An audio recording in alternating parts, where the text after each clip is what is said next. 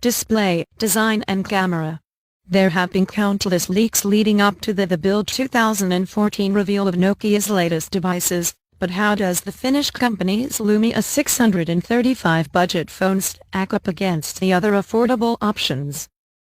Two budget Lumias were announced, and the candy-colored 635 is practically identical twins with the 630.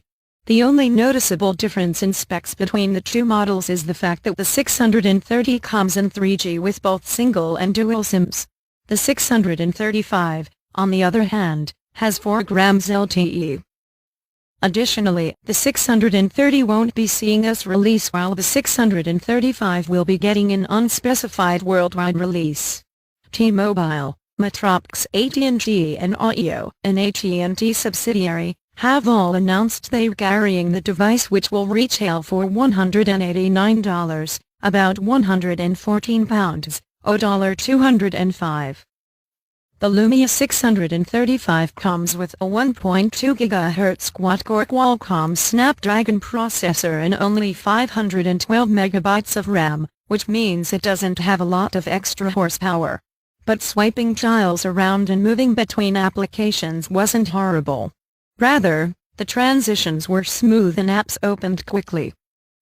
At only 8 GB on internal memory, there also isn't a lot of onboard storage, though you do get 7 GB of on-drive cloud storage and a microSD slot that supports up to 128 GB. Like a moth to a flame, it's apparent the bright colors are meant to attract lots of people, possibly the crowd that enjoys the iPhone 5 degrees centigrade, though of course Nokia has been out with rainbow-hued devices for much longer. Stephen Elope, Nokia Executive Vice President of Devices and Services, also mentioned during the conference, and again at Nokia's More event, that the ability to color coordinate with the phones makes them cool accessories.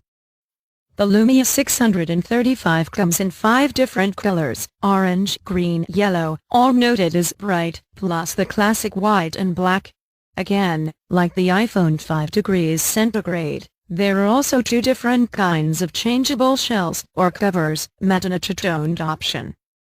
The neon colors don't make it completely pleasing to the eye though. The 635 is a bit on the chunky side but still manages to fit in a pants pocket.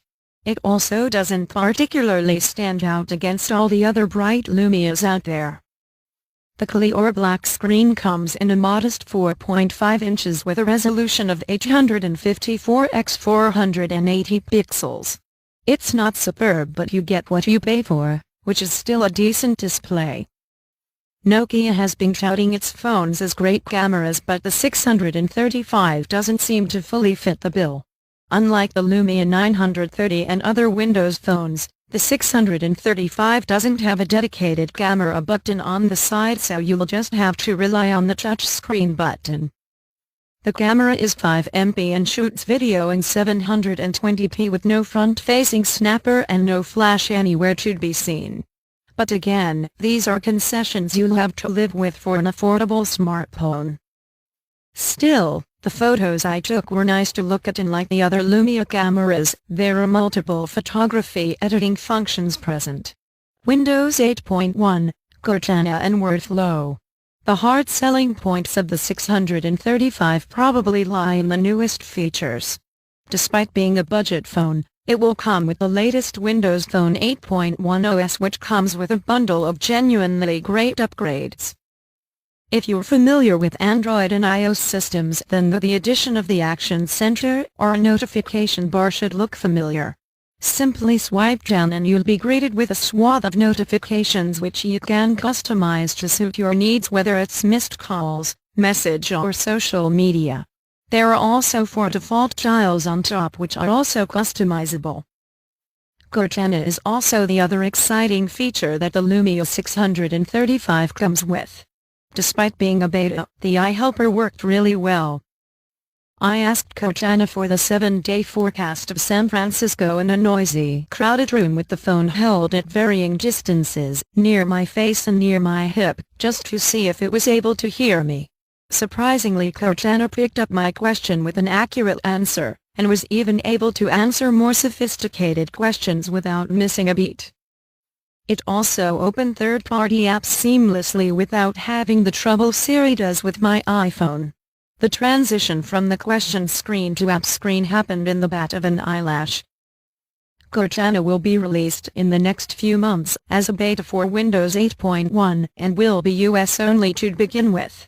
The full version is planned for a late 2014 launch in the US, UK and China, with other countries following suit in 2015. WordFlow was also another feature Nokia was eager to tout.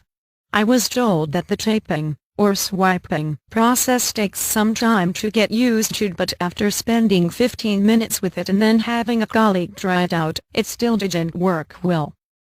WordFlow is supposed to pick up on words you type as you move your finger across the screen. You don't even have to stop to press the space bar for the sentences to form. It was actually a more amusing experience than annoying, though I can see it becoming irksome over time if you are trying to type out, "How are you?" and "Hernando" pops up every time. I suppose practice would make it easier, but it's definitely not as intuitive as Nokia claims. Early verdict. As far as budget phones go, the Lumia 635 is pretty impressive. It's a bit bulkier than expected but still feels durable. Admittedly, the flashy colors are fun and definitely eye-catching. It seems like it wouldn't be a Lumia if it wasn't like a neon sign. It also makes the 635 looks like every other Lumia out there, but the added bonuses of Windows 8.1 and Cortana really make the phone stand out. Compared to the likes of the Moto OG or the iPhone 5 degrees centigrade, the cheaper handsets of their counterparts, it seems like the Lumia 635 has a fighting chance. Thanks for watching us and don't forget to subscribe our channel for more gadget news.